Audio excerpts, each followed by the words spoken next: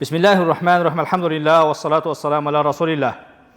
Meyrimdүү, ырайымдуу Аллах Тааланын аты менен баштап, жараткан Аллах Таалага мактоолор, пайгамбарыбыз Мухаммад Мустафа саллаллаху алейхи вассаламга салам салаваттар айтып, бүгүн да сиздер менен Кудайым буйрса жараткан Аллах Тааланын аманчылыгында, жума күнүндө, жума баянында, жума сабагында жолугуп отурабыз. Жараткан Аллах Таала ар бирибиздин жүрөгүбүзгө бекем ыйман, бекем ден соолук, баскан кадамдарга Аллах Таала сооптуурду берип, бейиштен даражаларыбызды көтөргөн болсун. Эмки жумаларга, эмки ушул күндөргө үй бүлө бала чака эл журт менен эсен аман сак саламат жеткенди Кудайым насип кылсын.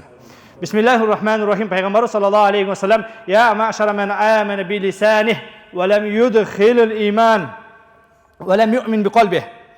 O tili menen musulman bolup жүрөгүнө ыйманы кирбегендер, жүрөгүн менен мусулман боло албагандар, жүрөгүнө ыйман жетпегендер, вала тагтабул муслимин, мусулмандарды гыйбат кылбагыла, мусулмандарды жамандабагыла, вала таттабиу ауратахум, мусулмандардын айыбын ачам деп алектенбегиле, фаиннаху ман иттаба ауратахум, ким мусулмандардын айыбын ача турган болсо, мусулмандардын айыбын ачам деп аңдай турган болсо, ятбауллаху ауратах, Аллах Таала ал адамдардын уятын, намысын ачат, шерменде кылат. Ва мен ятбауллаху ауратах яфдаху фи байтих. Эгер Аллах Таала кимдир бирөөдү шерменде кылам деп аңдып, артынан түшө турган болсо, жаткан төшөгүндө, өзүнүн комнатасында болсо дагы шерменде кылат дейт. О, тили менен мусулман болуп, жүрөгү менен ыйман келтирбегендер, жүрөгү менен мусулман боло албагандар, мусулмандарды гыйбат кылбагыла. Мусулмандарды гыйбат кылбагыла. Ким мусулмандарды шерменде кылам деп, авирин ачам деп артынан түшө турган болсо, Аллах Таала ал адамдардын артынан түшөт. Ал эми кимдин Аллах Таала артынан түшө турган болсо, жаткан бөлмөсүндө, спальныйында болсо дагы шермендесин чыгарат дейт. Урматтуу мусулман бир туугандар, бүгүн сиздер менен биз кайрадан коомубуздагы вирус, жугуштуу ооруга айланган, тилекке каршы мунун дабасы табылбай аткан, бул нерседен, бул оруудан бүгүн биздин акылдуу, акылсыз, молдо эмес, саясатчы эмес, жанакындай грамотный, неграмотный, элита, не элита, коомдун кайсыл катмары болбосун, аксакал, жаш, кемпир дебестен, жаш кыз дебестен, келин, кайне дебестен, бул орууга чалдыгып, бул оруунун кесепетинен дабасы табылбастан бүтүндөй коом айыга албай жатат. Эсиңиздерде болсо, 2020 жылы коронавирус келип, ошонун да бир шифасы жок болуп, жашаган үйүбүздөн, маалабыздан, көчөбүздөн, айылыбыздан чыга албай жанакындай шлагбаумдар коюлуп, чыксаң жугат экен, башка экен деп эмне кылдык? Тосуп туруп алдык. Ошентип отуруп, канчалык бир деңгээлде коомдун бир кайсы бөлүгүн сактап калдык, айылынан, көчөсүнөн, үйүнөн чыгарбай камап отуруп. Бирок мен айтып аткан бүгүнкү оору коронавирустан дагы жаман болгон, муну шлагбаум менен, жанакындай бир лечениялар менен тосуп коомду сактап болбойт. Үйүңнөн чыгарбай, комнатаңдан чыгарбай камап койсоң дагы, бул мен айткан оору менен ооруй бересиң. Ал оору пайгамбар саллаллаху алейхи ва саллям айткандай,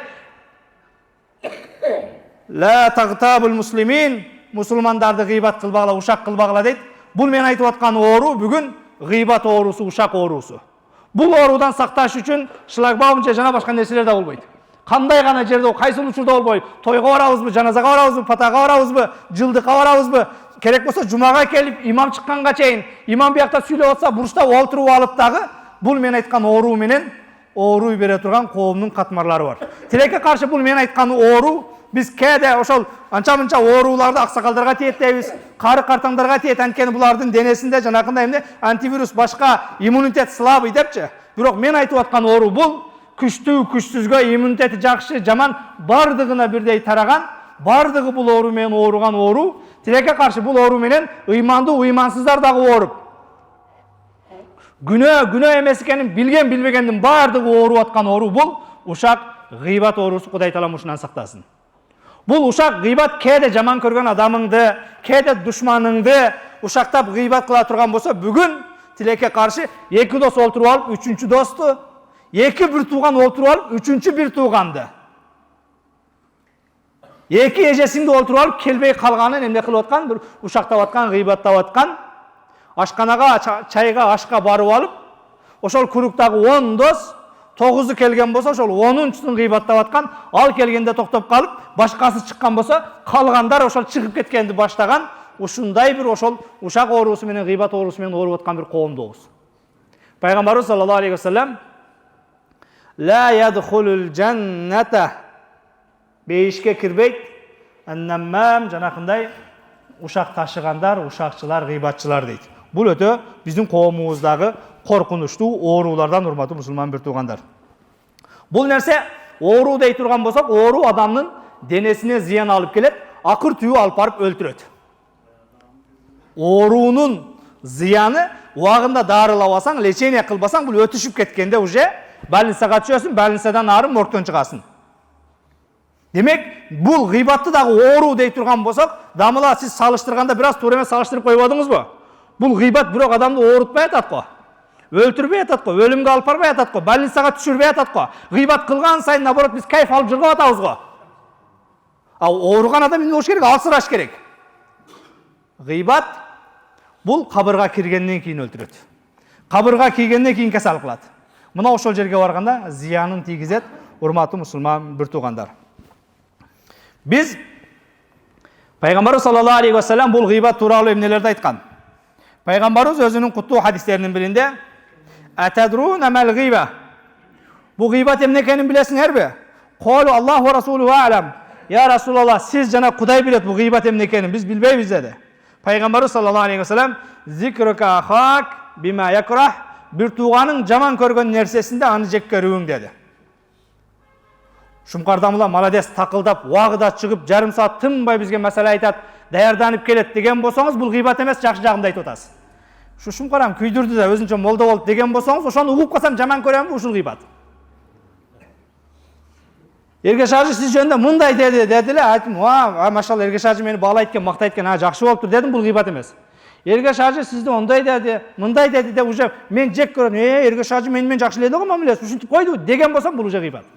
Демек, сиз тууралуу сиз укканда, же сиз айтып аткан сөздү, сиз айтып аткан жана экинчи жак укканда капа болгон болсо, ошо досум ушинтип койду, ошол акам ушинтип койду, ошол бир тууганым ушинтип койду деп капа боло турган сөз болгон болсо, ошол нерсе гыйбат дейт Пайгамбарыбыз саллаллаху алейхи ва саллям. Инкана фихи ма тaqulu faqad igtabta. Эгер сен айткан нерсе, сен айтып аткан адамда бар болгон болсо гыйбат кылдың, ал эми сен айтып аткан сыпат ал адамда жок болгон болсо, анда сен ал адамга жала жаптың дейт. Имам Навави рахимахуллах айтат: "Зикрул мар'i bima yakrah, sawa'un kana zalika fi badani shakhs aw dinihi aw dunyah." Адамдарды жаман нерсе менен эстөө, мына ошол гыйбат, ал нерсе ал адамдын денесинде болсун, диниге тиешелүү нерсесинде болсун, дүйнөлүк нерсесинде болсун, айырмасы жок дейт. Wa alama al-muslim anna al-ghibata la tatawaqqaf 'ala al-lisan. Билгине бир тууганым, гыйбат деген бул тек кана тил менен боло турган иш эмес. Бал qad takunu bil jawarih wal a'dha. Кээде бул гыйбат дене мүчө менен дагы аткарылат. Мисалы үчүн жолдо баратканда анча-мынча аксап баскан адамдар бар, бүкүрөйүп баскан адамдар бар, гердейип баскан адамдар бар көкүрөгүн көтөрүп. Мына ошол басып бараткан адамды кыймыл аракетиң менен дуурап коюу дагы гыйбат. Анча-мынча чолокторду дуурап койгондор болушу мүмкүн, жанакындай эмне, араждап жанакындай бүкүрөйгөн адамдарды, гарбати адамдарды ошону дуурап басып койгон болсоң, ошол нерсени көрсө тиг адам жийиркенет же намыстана турган болсо, ошол нерсе эмне экен? Кыймыл аракет менен болгон гыйбаттын түрү, урматтуу мусулман бир туугандар. Ал-гыйба бул эң жаман нерселерден. Ушак бул адамдардын арасында бүгүн аябай кеңири тарап кетти. Бул нерседен жана мен айткандай эч ким куру калбай калды. Демек, адамдар бир тууганын, мына ошол бир тууганынын жаман жактарын айтып, же жаман жагы жок болсо дагы, мына ошол нерселер менен жамандагандагы бүгүн коомдун арасында кеңири талкап кеткен. Демек, адамдарды биз жамандаганда анын дининде жамандайт экенбиз, дүйнөлүк иштеринде жамандайт экенбиз, же келбетинде жамандайт экенбиз. Кээде кулк мүнөзүндө жамандайт экенбиз. Демек, кээде сүйлөгөн сөзүндө, кээде жүрүм турумунда. Кереметтүү Кур'анда Хумаза сүрөсү бар. Мына ошол сүрөнүн эң биринчи аятында «Вайлул ликулли хумазатил лумаза». Эр бир тили менен, кыймыл аракети менен экинчи адамды жемелегендер шылдыңдағандарға тозақ болсын деп башталады. Демек, тіліміз менен шылдыңдайды екенбіз, же қимыл әрекетіміз менен екінші тарапты шылдыңдайды екенбіз, урматтуу мусулман бір туғандар. Же болбосо эмне мына ошол адамдарды жанакындай дининде шылдыңдаганда, бул намаз деп эле окуйт, бул жөн эле сакал коюп алган, бул абетке чейин имам, абеттен кийин иван, жана башка ушул сыяктуу сөздөр менен басынтканыбыз, бул мына ошол эмне адамды дининде шылдыңдоо болуп эсептелет экен, урматтуу мусулман бир туугандар. Аллах Таала кереметтүү Кур'анда Калам сүрөсүнүн 10-11 аятында «Вала тути кулла халафин махин хаммазин машаин бинамим» кордолгон жанакындай касамкорлорго баш ийбе дагы, ушак таратуучуларга дагы моюн сунбагын деп пайгамбарыбыз саллаллаху алейхи ва салламга Аллах Таала эскертет. Урматтуу мусулман бир туугандар, биз гыйбаттын түрлөрү, ушактын түрлөрү жөнүндө бир аз сиздер менен сөз кылабыз. Ушактын бир канча түрү бар экен. Анын биринчиси ал-гыйба фил бадан, адамды денесинде гыйбат кылуу. Длинный, 2,20, пончик, желтый, рыжий, жана башка, черный. Бир канча мына ушундай эмне адамдын денесине таандык болгон нерселер менен гыйбат кылуу, бул денеде гыйбат кылуу болот экен. Гыйбаттын дагы бир түрү бул ата теги менен, уруусу менен. Бүгүн анча-мынча трайбалисттер бар. Бул оштук сарт дейт. Бул түндүктүк коңкобай деп коебуз. Бул сөзгө түшүнбөйт деп коебуз. Же болбосо эмне мына ошол эмне жанакындай адамдарды эмне бул адепсиз, бул аферист, бул дагы бирдеме, бул дагы ондай, мындай. Биз жанакындай билбеген, такталбаган маалыматтар менен өзгөлөрдү гыйбат кылуу. Демек, адамдардын ата теги менен гыйбат кылуу дагы бул дагы жакшы эмес. Мына ошондон урматтуу мусулман бир туугандар, жанакы абайлашыбыз керек. Негизи эле бирөөгө сын айтады, бирөө жөнүндө сүйлөрдө, жана биздин коомубузда демократия деп, башка деп, сөз эркиндиги деп. Демократия, сөз эркиндиги жакшы. Бирок бул демократия экинчи адамдын укугу башталган жерде сенин демократияң токтош керек. Өзүң жөнүндө сүйлөсөң, башка жөнүндө сүйлөсөң, эгер экинчи бир адам жөнүндө сүйлөй турган болсоң, ошол адам капа боло турган жерге жеткенде, ошол адамдын абириге, намысыга, уятыга жеткен жерде сенин сөз эркиндигиң, сенин демократияң, сенин башкаң бардыгы эс алыш керек, токтош керек. Тилекке каршы бизде сөз эркиндиги деп, демократия деп, эркин журналистмин деп, жана башка деп туруп эмне? Же болбосо бүгүн бардыгыбыз эле журналист болуп калдык, алып туруп, жазсам боло берет, комментарий берсем боло берет деп туруп, мына ошол урдуруп аткан заманда жашап атабыз, урматтуу мусулман бир туугандар. Гыйбаттын дагы бир түрү бул мына ошол эмне адамдардын кулк мүнөзү тууралуу. Текебер, бой көтөргөн, ачуулуу, жана башка деп туруп, мына ошондой эмне, же жумот, жана башка ушул сыяктуу эмне, бул жанакындай ач көз, жана башка деп туруп адамдардын мына ошол Аллах Таала тарабынан берилген табигый эмнесин кулк мүнөзү тууралуу сөз кылган дагы гыйбаттын бир түрү экен, урматтуу мусулман бир туугандар. Гыйбаттын дагы бир түрү бул мына ошол адамдардын жүрүм-туруму жөнүндө гыйбат кылуу, анан адамдардын дүйнөлүк иштеринде дагы адамдарга, мына ошол эми дүйнөлүк иштеринде дагы адамдарга жанакындай комментарий берүү, бул дагы мына ошондой анча-мынчаларды эме деп коебуз, фулан касирун наум. Бул уйкучу, көп уктайт. Фулан якул касир, паланча бул көп жейт, ач көз, тойбойт. Жана башка ушул сыяктуу эмне адамдардын дүйнөлүк нерселеринде дагы гыйбат кылуу. Аллах Таала кереметтүү Кур'анда Хужурат сүрөсүндө «Я айюхаллазина аману ижтанибу касиран миназ-зан инна бa'да-зан исм».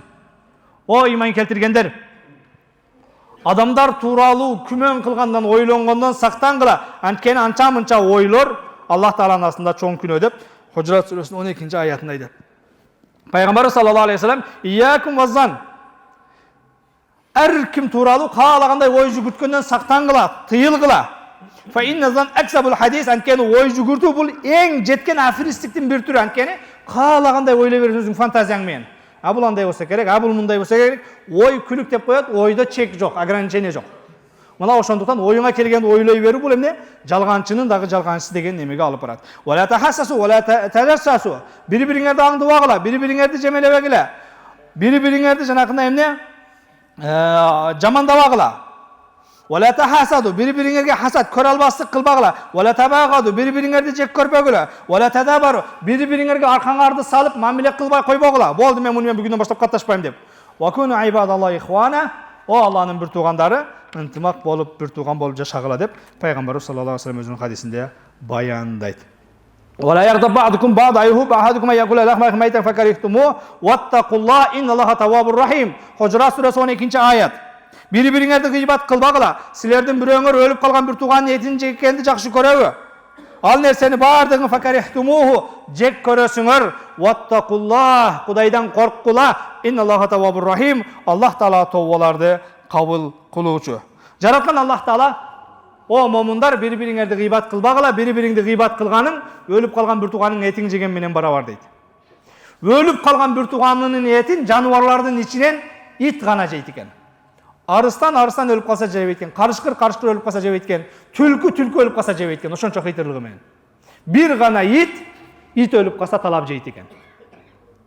Ha, mana oşonduktan hurmatly musulmon bir tuğanlar, Allah Taala ölgön bir tuğanın arın etini jebegile dep bizdi adamdardı itterge tengep itterge salıştırıp atат. It dese bir okuya esке düşöt. Araplarda en jaman söz bizde janaqı orusça bilbelerde aytабыз go, sen ondoysun, sen mundaysın depçi. Araplarda en jaman söz İbnül Kalb, ittin balası degen söz. Uşul söz alarda ayabay bir katуу tiyetken. It anan Arıstanга barıptır. Bu adamların bardığı özleri kılgılıktın bärin kılıp koyup, anan maňa tönköyt. Şu men atı familiýamdy özgörtmesek bolbay kaldı. Özleri kılgılıktı kılat, günahını kılat, uşaktı kılat, gıybatты kılat, anan bela kalgan men, sen falanca ittin balasısın dep daha maňa teň eytler. Men atımды özgörtöbüz desen, anan Arslan aytdyr, sen itsin da men özgörtkön menen, şu it boýunça kala berbeýsinmi? Sen jok, özgörtmesen bolbay kaldı. Çıdabaysın. It boýunça kalgany jakşy. Sen jok, özgörtöbüz. Onday oturgamsa 3 günden keyin özgörtöbüz. Bir tapşırma berem, oşonu atkarsan 3 günden keyin özgörtöbüz depdir. Ha makul, emne tapşırma dese janakı etni karmatıptır, göçtü. Bunu apardağı 3 gün saktap kayıtıp alıp kelseň, senin atı familiýaňdy özgörtöbüz dep. Bugünden başlap it bolbay kalasın depdir. Ha boldu oňoý elegenden kötörüp aparda bir gün taşap koyup, bir gün sır berbe jana göçtü karap jatypdyr. Ertesi günü kursa kaçkandan keyin, Arıstan meni onu jönle saktap alıp kel dedi. Jıtlasam hiç nerse bolboýt dep, sekin barıp jıttapdyr. Biraz ötkenden keyin Arıstan alıp kelseň boldu degen, jalasam hiç nerse bolboýt, sal damyn körüp koýun dep til menen bir-iki jalapdyr. Ani 2 gün ötkenden keyin kursaga açıp ketip, it ele deyt de, maza kılıp jeb berbeýinbi. De onan jeb alıp üçüntüröýüp, anan Arıstan aslına kelipdir. Taksir itga yet gana, göç gana dese. Kursaga açıp ketip jeb koydum. Men sen ayttım go, sen bari it boýunça kalasın, ittigingdi kılasın depçi. Anın sыңарындай, janakı uluu жазуучубуз Айтматов aytkандай, adamga en kıyını gün sayın adam boluu dep, Allah Taala adam kılıp jaratkandan keyin adamça jaşaşybыз керек. Жүз көрүшкөндө aka-uka dep кучакташып башка кылып сагындым башка деп көрүшүп алып, анан ал дарбазадан чыккандан кийин катыныбыз менен отуруп алып, аяш менен отуруп алып, аны гыйбаттап башка кылып, үйгө келген конок да калбайт, башка да калбайт, дос да калбайт, аяш да калбайт, бир тууган да калбайт, Бүгүн аялы менен отуруп алып, ата-энесин жамандагандар, бир туугандарын жамандагандар Кудай сактасын. Демек, Аллах Таала итти ит кылып жараткан, ит боюнча калат, адамды адам кылып жараткандан кийин ошол адам деген атка татыктуу болуп жашаганды Кудайым баарыбызга насип кылсын. Abu Hurayra radhiyallahu ta'ala anhu rivayet kılat. Peygamber sallallahu aleyhi ve sellem'den bir kişi geldi dağı, ya Resulallah, men zina kılıp koydum dedi. Men günөөsü ahiretke kalbasın, zinanın bul dünyada cezası taşparanga alıp adamdı öldürүү. Uğurluk kısa jana kolun kesmeyi var mı şariatta? Oşol kolu kesilgenden keyin ti kıyamatка uğurluktun günөөsü kalbayt. Bul dünyada oşol günöөнүн ıştırabını tölemey degen söz. Zina kılgan adam dağı zina kılganын oşol emne 2 adam же 3 adam күбө көргөн болсо, oşol dalil degen bolsa, anda oşol zina kılgan adam taşparanga alыныш керек. Бирок эми ал бизде бүгүн эмне жанакындай ал нерселер, ал мыйзамдар бизде шарият мыйзам иштебегенден иштебей келет, болбосо кырылып калышыбыз мүмкүн. Mana Peygamber sallallahu aleyhi ve sellem'ga hiç kim körбөсө dagы bir adam kelет, ya Rasulullah men zina kılıp koydum, meni zinadan kutkarın deydi. Jazalan deydi. Peygamberimiz aytat, bara ber deydi, başta ortpa sen zina kılbaysın deydi. Ertesi gün daha gel, ya Rasulullah men zina kıldım, meni jazalan deydi. Peygamberimiz bara ber sen zina kılbaysın, men seni jakşı tanıyım deydi. Üçüncü gün kelgenden keyin payg'ambar zan sahabalar çoğultadi dagı emtaş baran kalabız. Yankeni janakı emne bir gün kelgeni bir güvöge, ertesi gün kelgeni dagı bir güvöge, özü güvölük öttü. Men zina kıldım, men zina kıldım dep. Anan payg'ambar sallallohu alayhi vasallam taşbaran kalıp janakı sahaba ölet. Ölgönden keyin payg'ambar jolda baratsa, mana oşol emne eki sahaba süylep atadi. Palonca zina kılgan eken de, ahir özüm oyunu kaptırdı. Yani bugün buna musulmanlar urup öldürdü, başka kıldı dep ekөөsü süylep atadi. Payg'ambar sallallohu alayhi vasallam sen ekөөңөр ölgön bir tuğanыңардын etini жеп атасыңар dedi. Ya Rasulullah biz ne kıldık dedi. Payg'ambar sallallohu alayhi vasallam al zinaсын moynuna algan bir tuğanыңар bul dünyada жазасын alıp öldü, birok men аны көрүp атам азыр. Бейиш бактарында жүрөт dedi. Бейиш бактарында жүрөт dedi. Birok seler ошол өлгөн bir tuğanыңардын же болбосо эмне жанакындай өлүп, жарылып, шишип кеткен eşeğin etini jеген менен барабар günөө кылып атасыңар dedi. Ошону гыйбат кылган айынан.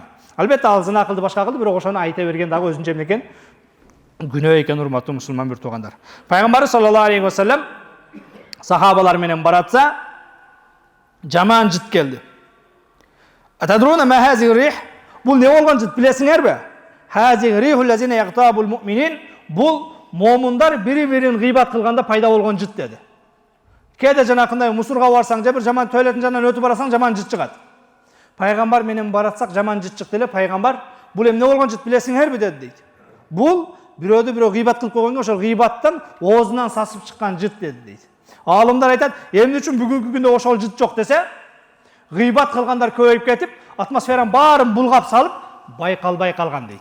Ал пайгамбардын доорунда саналуу адамдар гыйбат кылат эле дагы, ошол гыйбат кылгандар тараптан бул жит келет эле дейт. Бүгүн жана мен айткандай, жаш, кары, молдо эмес, чоң кишине дебестен, ыймандуу, ыймансыз бардыгыбыз бул ушак гыйбат деген оору менен ооруп, коомдун бардыгы булганып кеткендиктен, жанакы эмне сасыган жерде өзүбүздүн жытыбыз өзүбүзгө билинбей калган дейт. Көнүп калганбыз дейт. Кудай сактасын.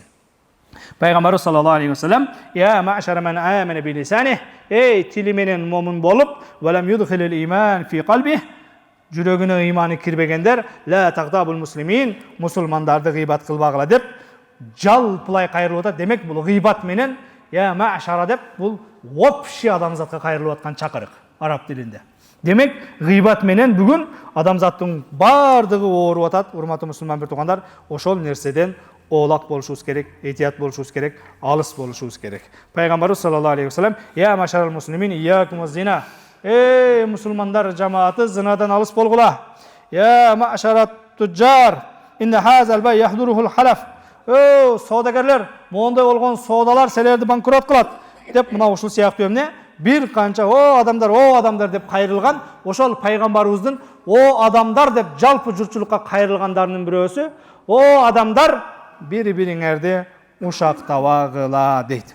Peygamber sallallahu aleyhi ve sellem Ayşe enemiz menен oltursa, janına ayalı Safiya enemiz geldi. Safiya enemiz bul boyu kıskarak eken, Safiya enemiz kelip ketkenden keyin Ayşe enemiz, "Ya Rasulullah" deydi. Uşu Safiyаны da ayal kılasınbı degende kılıp, bul benim janakı ayalların ortasında konkurensiyeden birin-biri jemelip atkanda kız. "Hasbuka kaza ve kaza" deydi. Uşulam ayal benim munça munun dep kaza dep janakı boyu kıska go dep turup mintip körsetedi. Bul ayalın canımı karış dep. Peygamber sallallahu aleyhi ve sellem, "Laqad kulti kalimatan law muzijat bima'il bahri lamazajathu." O Ayşe sen uşunday bir söz ayttın, Safiyаны kıska dep. Şu kıska degen sözün dengizge salsa, dengizin suusun bulgap kala turgan çal dengelde jirkeniштүү söz ayttın deyt, kıska dep koygandyk üçün. Al эми бүгүn taktapastan uğru dep atkandar, başka dep atkandar, uşakçı dep atkandar, açköz dep atkandar abaylaş gerek. Peygamber sallallahu aleyhi ve sellem'den rivayet kılat. "Ar-riba isnan ve sab'una baban adnaha mislu ityan rajul ummah." Riba dep arap tilinde nemede şariatımızda kredit aytat. Kreditke akça algan, akça bergen ekөөнүн ökümü birdey. Sütkorduk. Sütkorduktun 72 eşigi var deydi. 72 günahı var deydi. En jengili ityanur rajul ummah, en jengil cazası, sütkorduktun en oңой cazası, jengil günahı dep aytayınçı. Erkek özünün apası menen jınыстык kılganга barabar deydi Peygamberimiz. Kredit jaman. Bugün bizdin qoomda bul nerse, mana köpçülük biznesmenler başkalar olturaslar, könüp kalganbız, başka kılganbız. Ушул нерсеге эми жанакындай адашпаган ким, жаңылбаган ким, жаңылбаған жаак, мүдүрүлбөгөн туяк болбойт дейт. Бизнес путка тургандан кийин, иш жүрүшкөндөн кийин бир аз эми мына ошол нерселерди этиятташыңыздар керек. Балдарга ошонун тапкан азыкты башканы жедиргенин кесепети жаман. Пайгамбарыбыз айтат, сүткордук ушундай жаман дейт. Ал эми бул сүткордуктан дагы жаманы fa inna arbar riba istitatul rajul fi ardi akhihi. Сүткордуктун дагы сүткордугу экинчи мусулмандын намысынын жөнүндө сүйлөгөндүк дейт. Абири жөнүндө сүйлөгөндүк дейт. Гыйбат кылгандык. Демек гыйбат ал процентке акча берген, акча алгандан дагы оор күнөө дейт, урматтуу мусулман бир туугандар. Демек абайлаш керек. Процентти монтип, энең менен жыныстык катнаш кылгандай оор күнөө деп коюп, ошону үйрөткөн молдодон баштап жөнөкөй адамга чейин бардыгыбыз гыйбат деген оору менен, ушак деген оору менен касалбыз. Ошол касалдан сактанышыбыз керек. Ошол нерседен оолак болушубуз керек. Күлүл муслим алал муслим хараму дамуху ва малуху ва ирдух. Пайгамбарыбыз саллаллаху алейхи ва саллям ар бир мусулмандын экинчи бир мусулманга каны, малы, намысы арам тийбеш керек дейт. Имам Бухари айтат: "Аржу ан алқаллах ва ла юхасибна ан игтабта ахад." Мен дейт Имам Бухари айтат, Кудай Тааланын астына барганда үмүт кылам, Аллах Таала, Имам Бухари сен дагы паланчаны же пустанчаны гыйбат кыпсын деп эсеп алышынан корком дейт. Ошолун ошентип эсеп албаса деп үмүт кылам дейт. Бул деген сөз ошентип эсеп албасын деп бир да гыйбатка жолободум деп айтып аткандагыз. Анткени кыяматка барганда эң оор нерсе эмне экен бул? Гыйбат, урматтуу мусулман бир туугандар.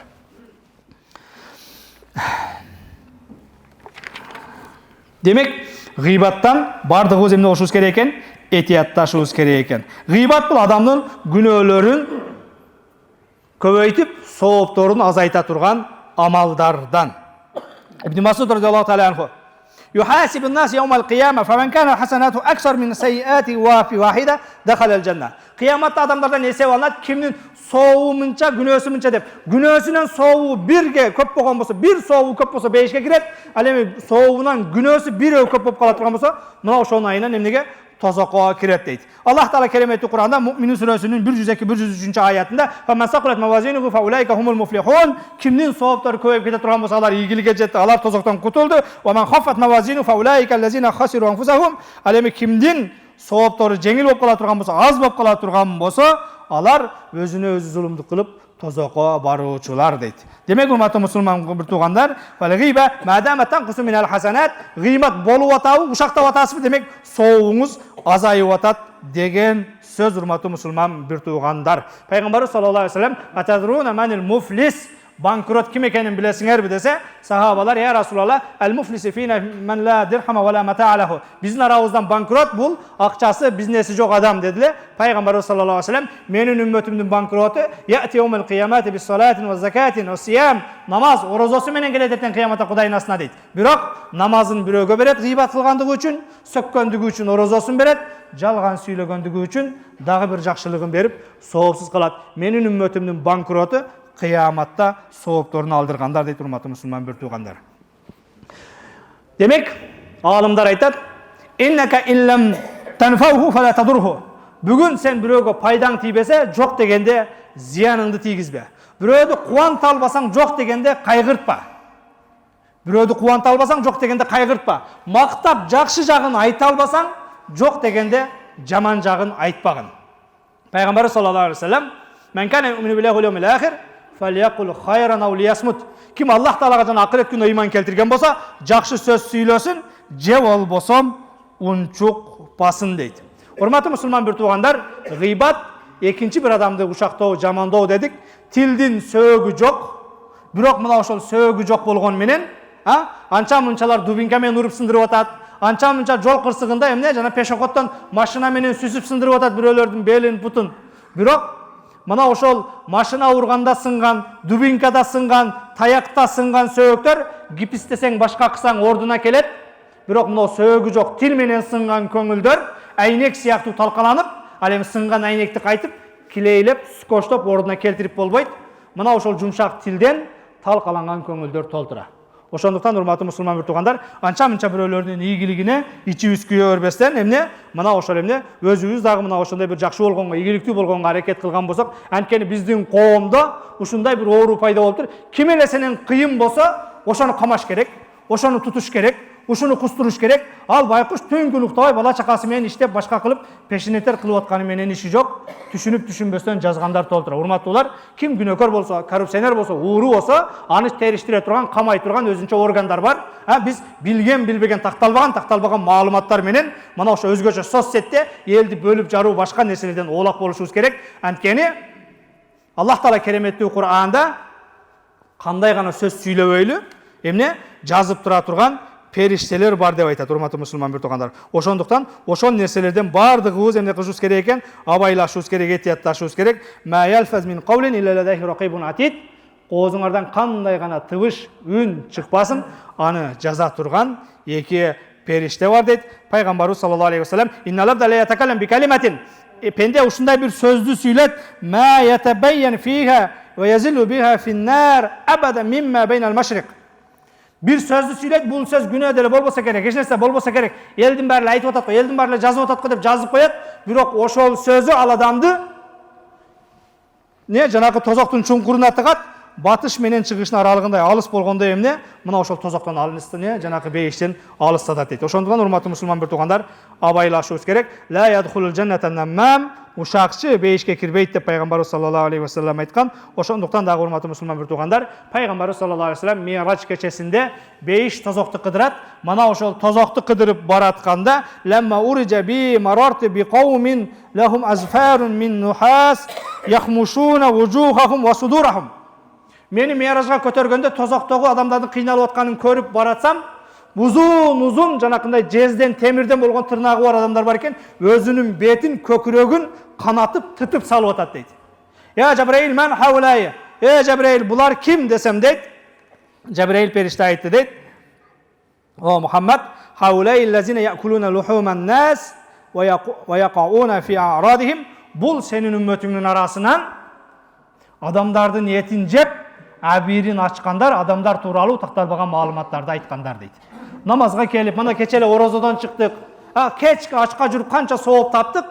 Ошонун бардыгын бүгүн соцсетке бир нерсе жаза коем, айта коем, же дагы бирдеме деп, же жана мен башында айткандай бир жок досубузду, тууганыбызды, бир тууганыбызды жамандай коюп, ошончо сооптун бардыгынан кур калып, Кудай Тааланын астына банкрот болуп баруудан Кудай Таалам бардыгыбызды сактаган болсун.